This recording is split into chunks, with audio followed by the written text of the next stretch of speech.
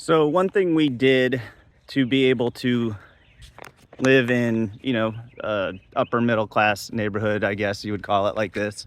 Um, the first thing we did was we were making over $500,000 a year, still living in a 2-bedroom apartment, still driving the same car that I had had since getting out of the Marine Corps OCS. It was a Honda Civic SI, badass little car, but it was aged. Here I am making $500,000. It was frustrating because, I had people that were working in my office, an assistant. She was driving a nicer car than I was. She was living in a house that was nicer than I was. I was working twice as many hours as her. I paid her what I felt like I was paying her pretty good. And, we were doing these things because we refused to just buy a house because, we first thing we did was we wrote down what we wanted in the house. Me and my wife, we actually wrote down what we wanted in the house. And some things we wanted was she wanted a pretty house that she could have a room for a gym and a room for an office.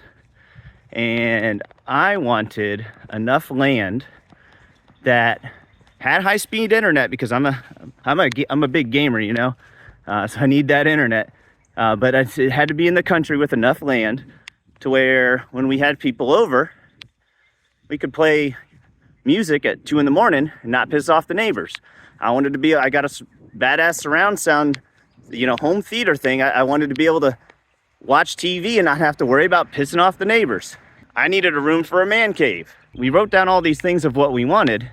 And then when we were talking to our real estate agent, we let her know ahead of time, we are not looking to get a house at market price.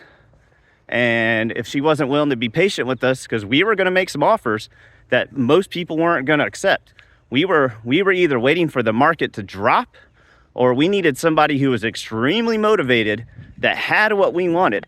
So we lived in this little 2-bedroom apartment for years before we found what we wanted and at the price we were willing to pay, which was way below market value. And I had friends and family that were making, a fifth of what we were making a year, and they couldn't wait. They wanted what they wanted, and they wanted it now. So we were able to get a really nice house with exactly what we wanted for $50,000 below the asking price. We made an offer and they took it. We had probably close to 10 or 15 offers that we made that got rejected because they were $50,000, $100,000 below asking price. Because at the time, it's kind of like it's a lot like right now. The housing value or the market is really high.